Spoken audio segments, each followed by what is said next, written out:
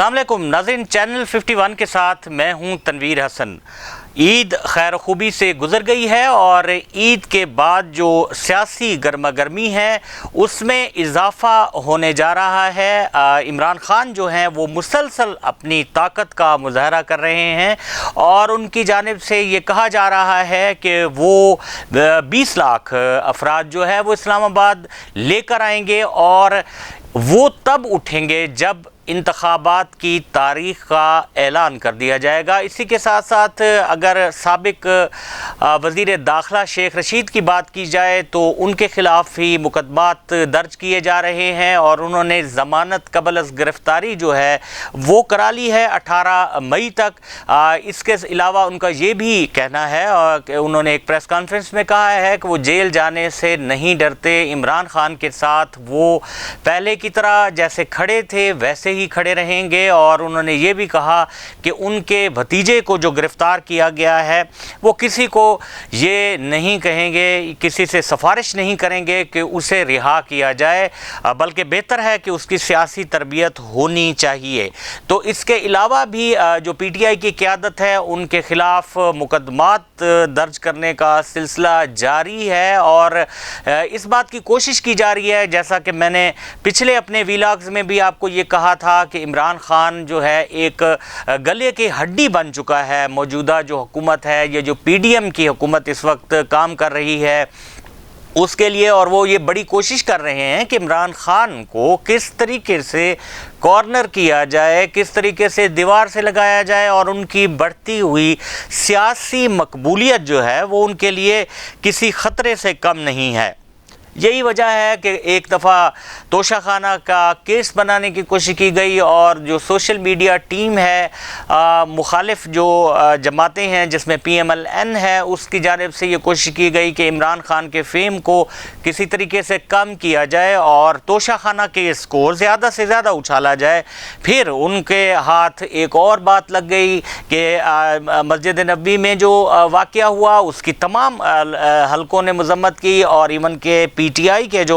ज़िम्मेदारान हैं उन्होंने भी इसको सपोर्ट नहीं किया, लेकिन इस मामले में भी उनको शिकस्त का सामना इस तरह से करना पड़ा कि सऊदी हुकूमत की जानिब से भी ये मौक़िफ़ सामने आ गया कि ये जो सारा वाक़या हुआ है या नारेबाजी हुई है ये मस्जिद नबवी के अहाते में नहीं हुई बल्कि इससे बाहर जो पार्किंग का एरिया है वहाँ पर हुई थी। तो ये सारी बात भी उनकी तरफ से जो एक खड़ा किया गया था कि वो इमरान ख़ान को इस मामले में काउंटर कर लेंगे, तो वो भी नहीं उनकी चली। और अब एक नई डेवलपमेंट या एक नई सूरत हाल जो सामने आई है वो ये है कि जो हमारे टेस्ट क्रिकेटर हैं, हमारे कौमी हीरो हैं शाहिद खान अफरीदी, वो इमरान ख़ान के ख़िलाफ़ बयानात दे रहे हैं और वो कुछ बातें कर रहे हैं। देखें, उनका जितने भी हमारे लोग हैं पाकिस्तान के, वो पाकिस्तान की क्रिकेट जो है, जो कौमी टीम है उससे उनको लगाव हो या ना हो, लेकिन फिर भी वो उन्हें अपना कौमी हीरो मानते हैं। शाहिद अफरीदी को भी एक हीरो के तौर पे रिएक्ट करना चाहिए और इस तरह से सियासी बयानबाजी जो उन्होंने शुरू की हुई है वो नहीं करनी चाहिए। हम कहते हैं कि ठीक है कि अगर इमरान ख़ान के दौर में कुछ गलतियाँ हुई और बिल्कुल हुई हैं और इतनी हद तक यानी ख़ुद इमरान ख़ान अपनी गलतियाँ जो हैं वो मान चुके हैं कि मुझसे ये इक़दामात गलत हुए थे, लेकिन सवाल ये है कि शाहिद खान अफरीदी ने आज तक इमरान खान के बारे में कोई बात नहीं की, तो उनका इस मौके पर बयान देना क्या माने रखता है? कौन लोग हैं, कौन सी ऐसी ताकतें हैं जो उनको इस तरह से सियासत में इन कराना चाहती हैं ऐसे मौके पर कि जब सियासी माहौल गर्म है? और दूसरी बात यह है कि शाहिद अफरीदी से पूरी कौम ये सवाल करती है कि उन्होंने कभी भी मियां नवाज शरीफ की करप्शन के हवाले से या आसिफ अली ज़रदारी कि करप्शन के हवाले से सवाल क्यों नहीं किया। 3.5 साल जो इमरान खान को हुकूमत मिली, जिसमें कोरोना का बहरान भी है, आलमी सतह पर महंगाई में इजाफ़ा भी हुआ, ये सारी सूरत हाल, ये चैलेंजेस उनको बर्दाश्त करने पड़े, इनसे मुकाबला करना पड़ा। लेकिन 30 साल की जो मुख्तलिफ अदवार की गवर्नमेंट्स रही हैं, जिसमें पीपल्स पार्टी की भी गवर्नमेंट रही है, जिसमें PMLN की भी गवर्नमेंट रही है, इस हवाले से शाहिद अफरीदी जो है ہے ان سے یہ قوم توقع رکھتی ہے کہ وہ ان کے بارے میں بھی بات کریں گے اگر وہ واقعتاً چاہتے ہیں کہ ملک میں ایک اچھی سیاست ہو اور کرپشن سے پاک جو معاشرہ ہے اس کو جنم دیا جائے. تو یہ ایک لوگوں کا ان سے ایک سوال بنتا ہے اور ہم بھی یہ کہیں گے کہ وہ ذرا ان لوگوں کے بارے میں جو کرپشن کی جو صورتحال ہے اور جو باقاعدہ کیسز لگے ہوئے ہیں, نیب میں کیسز لگے ہوئے ہیں اور اس کے علاوہ FIA میں کیسز لگے ہوئے ہیں, اور جس دن شہباز شریف صاحب نے حلف اٹھایا اسی دن ان پر فرد جرم عائد ہونی تھی اور انہوں نے وزیر اعظم کا حلف اٹھا لیا. تو اس بارے میں بھی ذرا لب کشائی کریں, ذرا قوم کو بتائیں تاکہ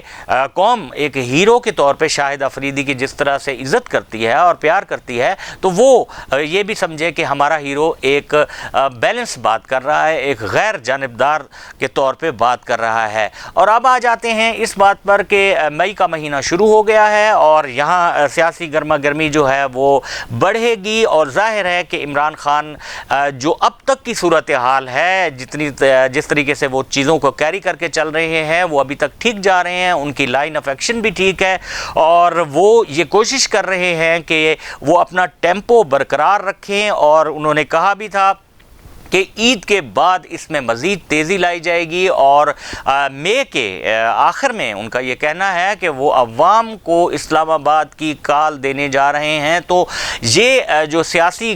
گرما گرمی ہے اس میں مزید اضافہ ہونے جا رہا ہے اور اس بات کی توقع کی جا رہی ہے اور اس بات کے بارے میں سوچا جا رہا ہے سنجیدگی سے کہ اگر عمران خان انتخابات کی تاریخ لینا چاہتے ہیں تو یہ بات کوئی بری نہیں ہے. انتخابات اگر وقت سے پہلے ہو جائیں اور جو ملک کی موجودہ سیاسی صورتحال ہے تو کوئی مضاحکہ نہیں ہے, اور ہو سکتا ہے کہ عمران خان عوامی دباؤ کو استعمال میں لائیں اور یہ جو حکومت ہے یہ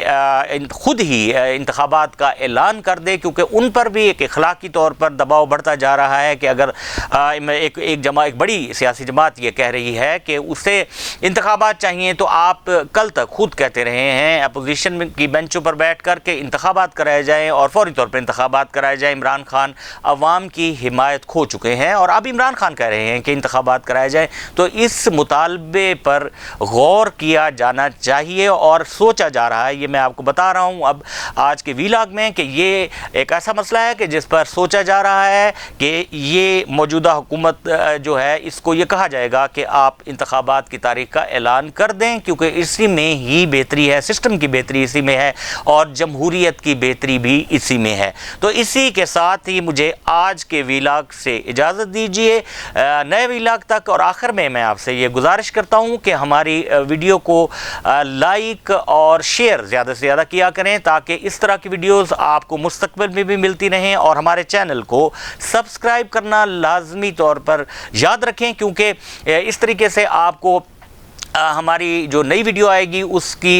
کا جو نوٹیفیکیشن ہے وہ آپ کو مل جائے گا. تو اسی کے ساتھ ہی اپنے میزبان تنویر حسن کو اجازت دیجیے. اب تک کے لیے اتنا ہی. اللہ حافظ.